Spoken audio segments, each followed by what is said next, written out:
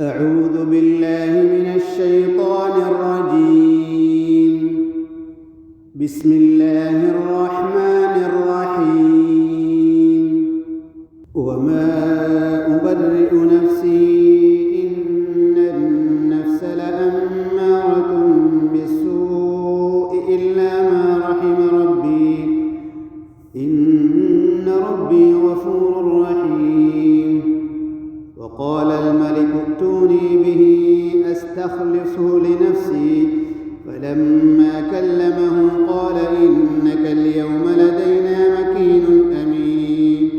قال اجعلني على خزائن الأرض إني حفيظ عليم.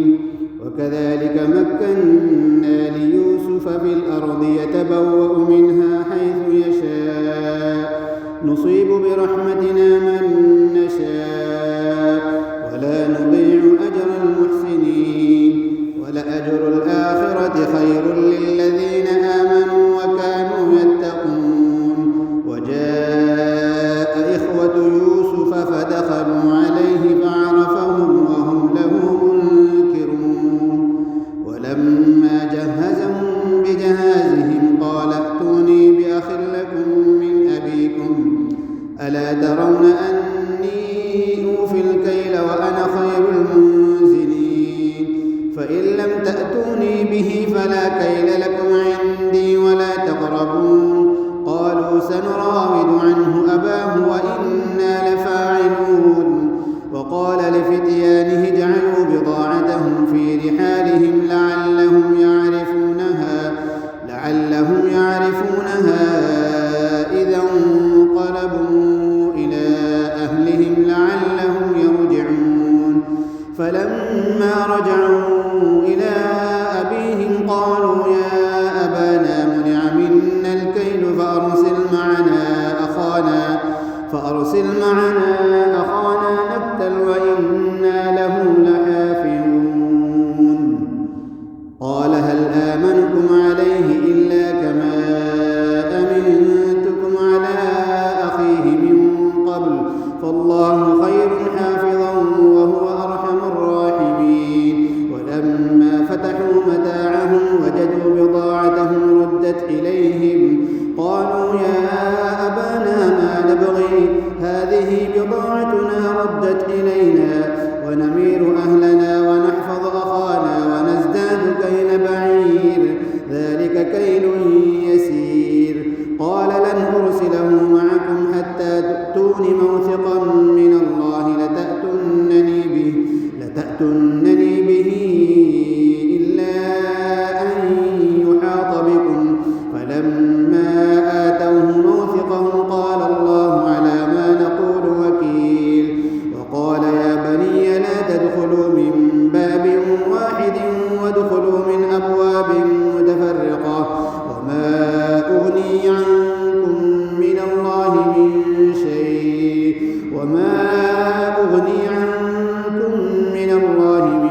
شيء إن الحكم إلا لله عليه توكلت وعليه فليتوكل المتوكلون. ولما دخلوا من حيث أمرهم أبوهم ما كان يغني عنهم من الله من شيء إلا حاجة في نفس يعقوب قضاها وإنه لذو علم لما علمناه ولكن أكثر الناس لا يعلمون. ولما دخلوا على يوسف آوى إليه أخاه قال إني أنا أخوك فلا تبتئس بما كانوا يعملون. فلما جهزهم بجهازهم جعل السقاية في رحل أخيه ثم أذن مؤذن أيتها العير إنكم لسارقون. قالوا وأقبلوا عليهم ماذا تفقدون. قالوا نفقد صواع الملك ولمن جاء به حمل بعير وأنا به زعيم. قالوا تالله لقد علمتم ما جئنا لنفسد في الأرض وما كنا سارقين. قالوا فما جزاؤه إن كنتم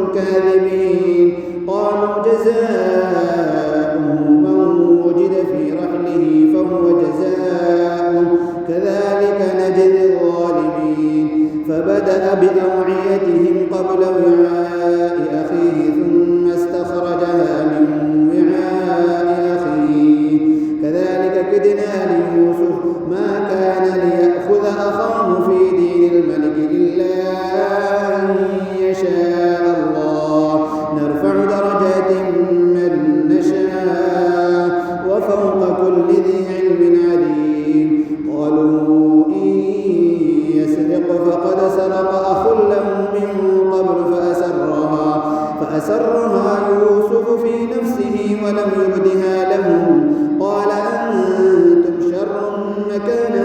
والله أعلم بما تصفون قالوا يا أيها العزيز إن له أبا شيخا كبيرا فخذ أحدنا مكانه إنا نراك من المحسنين قال معاذ الله أن نأخذ إلا من وجدنا متاعنا عنده إنا إذا لظالمون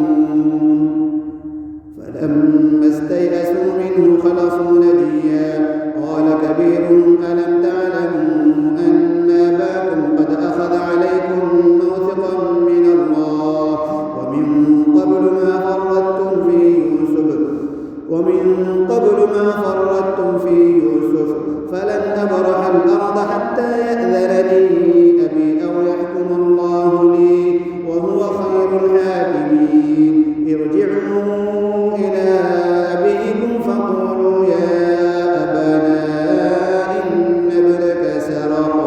وما شهدنا إلا بما علمنا وما كنا للغيب حافظين واسأل القرية التي كنا فيها والعير التي أقبلنا فيها وإنا لصادقون قال بل سولت لكم أنفسكم أمرا فصبر جميل عسى الله أن يأتيني بهم جميعا إنه هو العليم الحكيم وتولى عنهم وقال يا أسفا على يوسف وابيضت عيناه من الحزن فهو كظيم قالوا تالله تفتأ تذكر يوسف حتى تكون حرضا أو تكون من الهالكين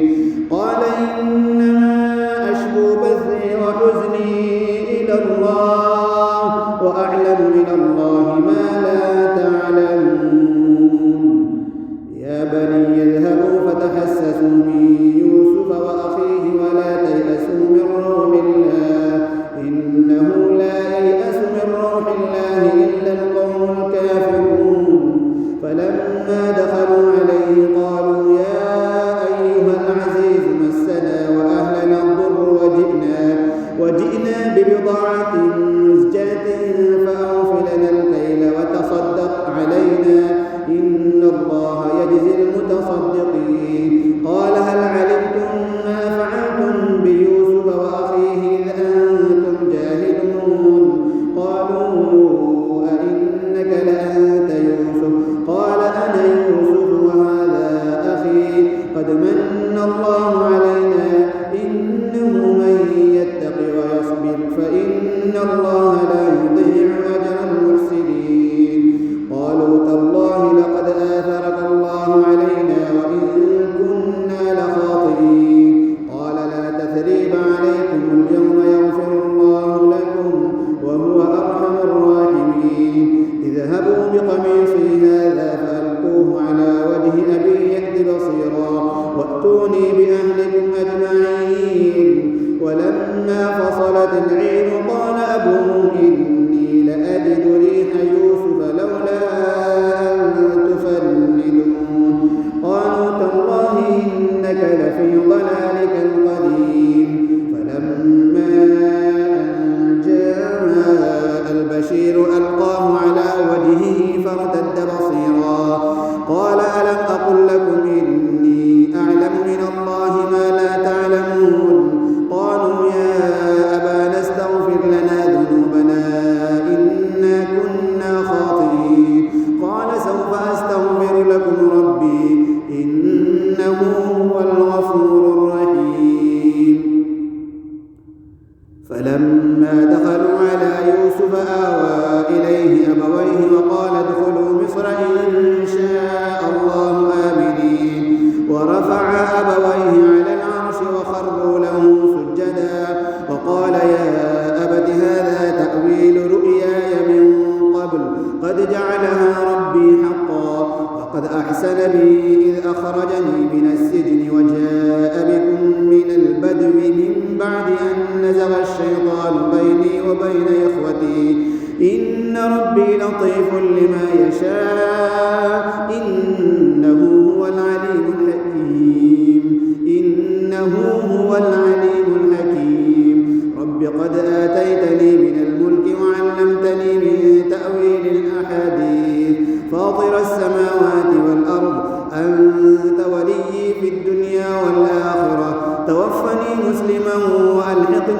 الصالحين ذلك من أنباء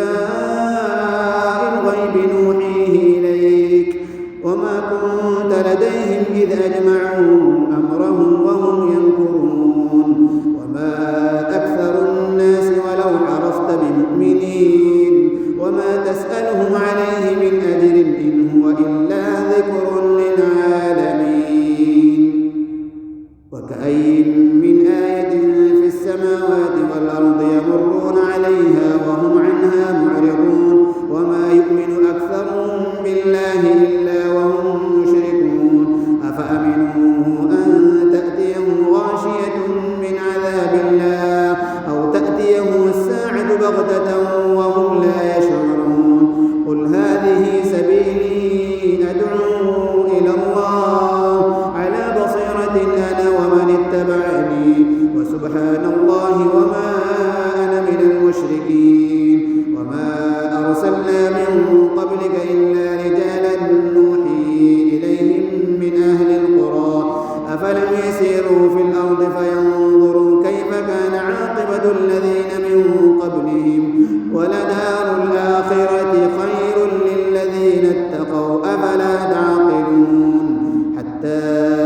إذا استيأس الرسل وظنوا أنهم قد كذبوا جاءهم نصرنا فنجي من نشاء ولا يرد بأسنا عن القوم المجرمين لقد كان في قصصهم عبرة لأولي الألباب ما كان حديثا يفترى ولكن تصديق الذي بين يديه وتفصيل كل شيء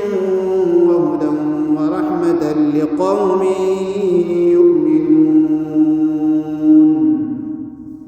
بسم الله الرحمن الرحيم ألف لام ميم را تلك آيات الكتاب والذي أنزل إليك من ربك الحق ولكن أكثر الناس لا يؤمنون الله الذي رفع السماوات بغير عمد ترونها ثم استوى على العرش وسخر الشمس والقمر كل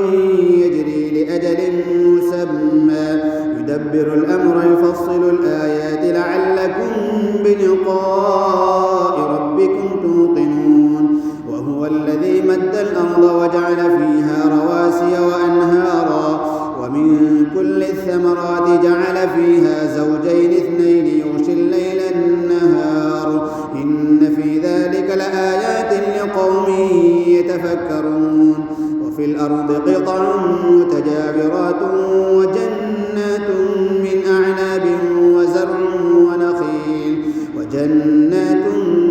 أعناب وزرع ونخيل صنوان وغير صنوان يسقى بماء واحد ونفضل بعضها على بعض في الأكل إن في ذلك لآيات لقوم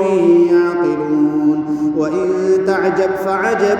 قولهم أإذا كنا ترابا أإنا لفي خلق جديد أولئك الذين كفروا بربهم وأولئك الأغلال في أعناقهم وأولئك أصحاب النار هم فيها خالدون ويستعجلونك بالسيئة قبل الحسنة وقد خلت من قبلهم المثلات وإن ربك لذو مغفرة للناس على ظلمهم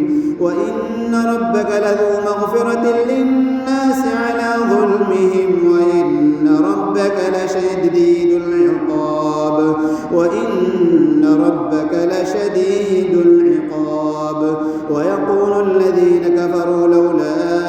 أنزل عليه آية من ربه إنما أنت منذر ولكل قوم هاد الله يعلم ما تحمل كل أنثى وما تغيض الأرحام وما تزداد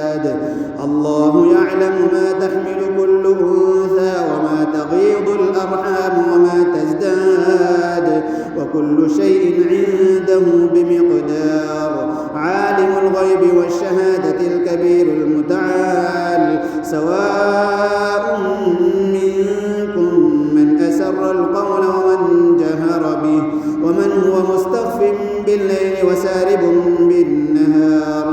له معقبات من بين يديه ومن خلفه يحفظونه من أمر الله إن الله لا يغير ما بقوم حتى يغيروا ما بأنفسهم وإذا أراد الله بقوم سوءا فلا مرد له وما لهم من دونه من وال هو الذي يريكم البرق خوفا وطمعا وينشئ السحاب الثقال ويسبح الرعد بحمده والملائكة من خيفته ويرسل الصواعق فيصيب بها من يشاء وهم يجادلون في الله وهو شديد المحال له دعوة الحق والذين يدعون من دونه لا يستجيبون لهم بشيء إلا كباسط كفيه إلى الماء ليبلغ فاه وما هو ببالغه وما دعاء الكافرين إلا في ضلال ولله يسجد من في السماوات والأرض طوعا وكرها وظلالهم بالغدو والآصال قل من رب السماوات والأرض قل الله قل أفاتخذتم من دونه أولياء لا يملكون لأنفسهم نفعا ولا ضرا قل هل يستوي الأعمى والبصير أم هل تستوي الظلمات والنور أم جعلوا لله شركاء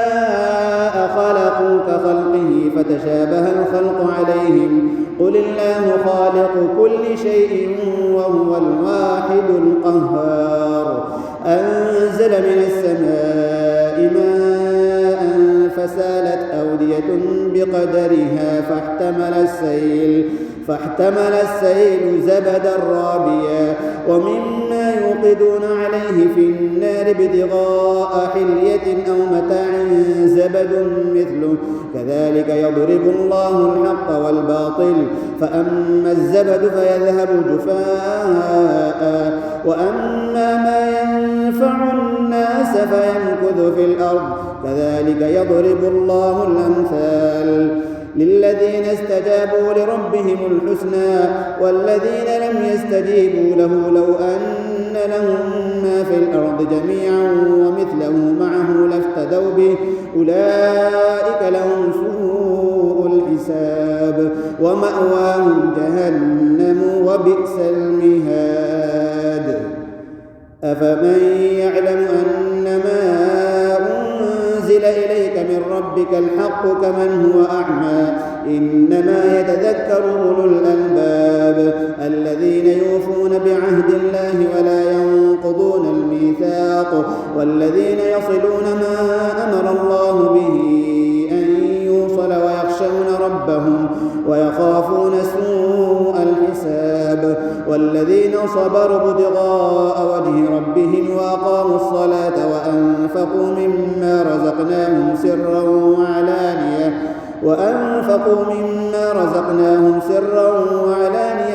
ويدرؤون بالحسنة السيئة أولئك لهم عقبى الدار جنات عدن يدخلونها ومن صلح من آبائهم وأزواجهم وذرياتهم والملائكة يدخلون عليهم من كل باب سلام عليكم بما صبرتم فنعم عقبى الدار والذين ينقضون عهد الله من بعد ميثاقه ويقطعون ما أمر الله به أن يوصل ويفسدون في الأرض أولئك لهم اللعنة ولهم سوء الدار الله يبسط الرزق لمن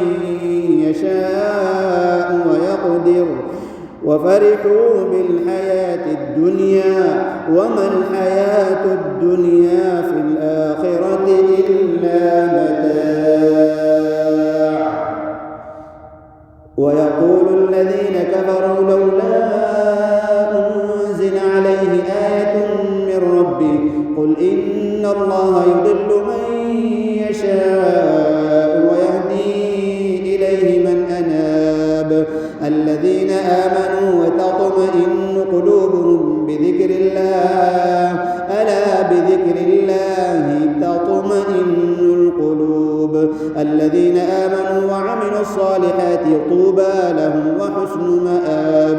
كذلك أرسلناك في أمة قد خلت من قبلها لتتلو عليهم الذي أوحينا إليك وهم يكفرون بالرحمن قل هو ربي لا إله إلا هو عليه توكلت وإليه متاب ولو أن قرآنا سيرت به الجبال أو قطعت به الأرض أو كلم به الموتى بل لله الأمر جميعا أفلم ييأس الذين آمنوا أن لو يشاء الله لهدى الناس جميعا ولا يزال الذين كفروا تصيبهم بما صنعوا قارعة أو تحل قريبا من دارهم حتى يأتي وعد الله إن الله لا يخلف الميعاد ولقد استهزئ برسل من قبلك فأمليت للذين كفروا ثم أخذتهم فكيف كان عقاب أفمن هو قائم على كل نفس بما كسبت وجعلوا لله شركاء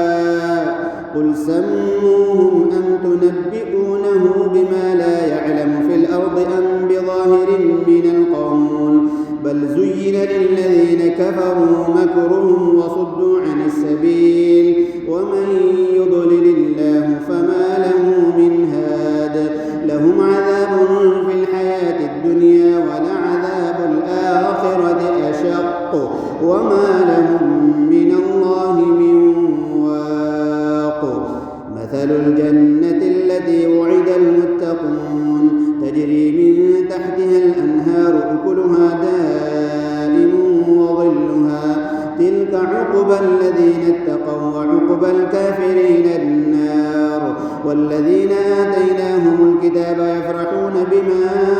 أنزل إليك ومن الأحزاب من ينكر بعضه قل إنما أمرت أن أعبد الله ولا أشرك به إليه أدعو وإليه مآب وكذلك أنزلناه حكما عربيا ولئن اتبعت أهواءهم بعدما جاءك من العلم ما لك من الله من ولي ولا واق ولقد أرسلنا رسلا من قبلك وجعلنا لهم أزواجا وذرية وما كان لرسول أن يأتي بآية إلا بإذن الله لكل أجل كتاب يمحو الله ما يشاء ويثبت وعنده أم الكتاب وإما نرينك بعض الذي نعدهم أو نتوفينك فإنما عليك البلاغ وعلينا الحساب أولم يروا أنا نأتي الأرض ننقصها من أطرافها والله يحكم لا معقب لحكمه وهو سريع الحساب وقد مكر الذين من قبلهم فلله المكر جميعا يعلم ما تكسب كل نفس وسيعلم الكفار لمن عقبى الدار ويقول الذين كفروا لست مرسلا قل كفى بالله شهيدا بيني وبينكم ومن عنده علم الكتاب بسم الله الرحمن الرحيم ألف لام را كتاب أنزلناه إليك لتخرج الناس من الظلمات إلى النور بإذن ربهم إلى صراط العزيز الحميد الله الذي له ما في السماوات وما في الأرض وويل للكافرين من عذاب شديد الذين يستحبون الحياة الدنيا على الآخرة ويصدون عن سبيل الله ويبغونها عوجا أولئك في ضلال بعيد وما أرسلنا من رسول إلا بلسان قومه ليبين لهم فيضل الله من يشاء ويهدي من يشاء وهو العزيز الحكيم ولقد أرسلنا موسى بآياتنا أن أخرج قومك من الظلمات إلى النور وذكرهم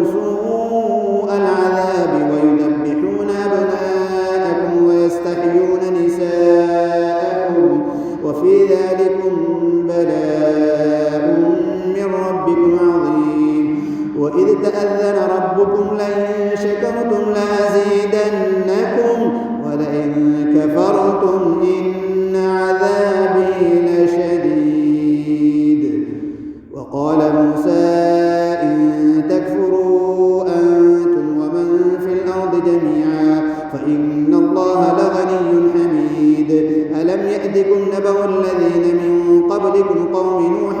وعاد وثمود والذين من بعدهم لا يعلمهم إلا الله جاءتهم رسلهم بالبينات فردوا أيديهم في أفواههم وقالوا إنا كفرنا بما أرسلتم به وإنا لفي شك مما تدعوننا إليه مريب. قالت رسلهم أفي الله شك فاطر السماوات والأرض يدعوكم ليغفر لكم من ذنوبكم ويؤخركم إلى أجل مسمى قالوا إن أنتم إلا بشر مثلنا تريدون أن تصدونا عما كان يعبد آباؤنا فأتونا بسلطان مبين. قالت لهم رسلهم إن نحن إلا بشر مثلكم ولكن الله يمن على من يشاء من عباده وما كان لنا أن نأتيكم بسلطان إلا بإذن الله وعلى الله فليتوكل المؤمنون. وما لنا ألا نتوكل على الله وقد هدانا سبلنا ولنصبرن على ما آذيتمونا وعلى الله فليتوكل المتوكلون. وقال الذين كفروا لرسلهم لنخرجنكم من أرضنا أو لتعودن في ملتنا فأوحى إليهم ربهم لنهلكن الظالمين ولنسكننكم الأرض من بعدهم ذلك لمن خاف مقامي وخاف وعيد. واستفتحوا وخاب كل جبار عنيد من ورائه جهنم ويسقى من ماء صديد يتجرعه ولا يكاد يصيبه ويأتيه الموت من كل مكان وما هو بميت ومن ورائه عذاب غليظ. مثل الذين كفروا بربهم أعمالهم كرماد اشتدت به الريح في يوم عاصف لا يقدرون مما كسبوا على شيء ذلك هو الضلال البعيد. ألم تر أن الله خلق السماوات والأرض بالحق إن يشأ يذهبكم ويأتي بخلق جديد وما ذلك على الله بعزيز. وبرزوا لله جميعا فقال الضعفاء للذين استكبروا إنا كنا لكم تبعا فهل أنتم مغنون عنا من عذاب الله من شيء قالوا لو هدانا الله لهديناكم سواء علينا أجزعنا أم صبرنا ما لنا من محيص. وقال الشيطان لما قضي الأمر إن الله وعدكم وعد الحق ووعدتكم فأخلفتكم وما كان لي عليكم من سلطان إلا أن دعوتكم فاستجبتم لي فلا تلوموني ولوموا أنفسكم ما أنا بمصرخكم وما أنتم بمصرخي إني كفرت بما أشركتمون من قبل إن الظالمين لهم عذاب أليم. وأدخل الذين آمنوا وعملوا الصالحات جنات تجري من تحتها الأنهار خالدين فيها بإذن ربهم تحيتهم فيها سلام. ألم تر كيف ضرب الله مثلا كلمة طيبة كشجرة طيبة أصلها ثابت وفرعها في السماء تؤتي أكلها كل حين بإذن ربها ويضرب الله الأمثال للناس لعلهم يتذكرون. ومثل كلمة خبيثة كشجرة خبيثة اجتثت من فوق الأرض ما لها من قرار يثبت الله الذين آمنوا بالقول الثابت في الحياة الدنيا وفي الآخرة ويضل الله الظالمين ويفعل الله ما يشاء. ألم تر إلى الذين بدلوا نعمة الله كفرا وأحلوا قومهم دار البوار جهنم يصلونها وبئس القرار وجعلوا لله أندادا ليضلوا عن سبيله قل تمتعوا فإن مصيركم إلى النار قل لعبادي الذين آمنوا يقيموا الصلاة وينفقوا مما رزقناهم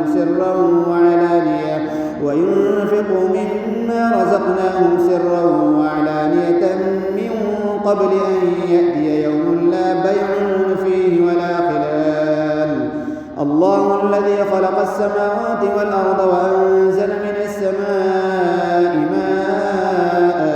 فأخرج به من الثمرات رزقا لكم وسخر لكم الفلك لتجري في البحر بأمره وسخر لكم الأنهار وسخر لكم الشمس والقمر دائبين وسخر لكم الليل والنهار وآتاكم من كل ما سألتموه وإن تعدوا نعمة الله لا تحصوها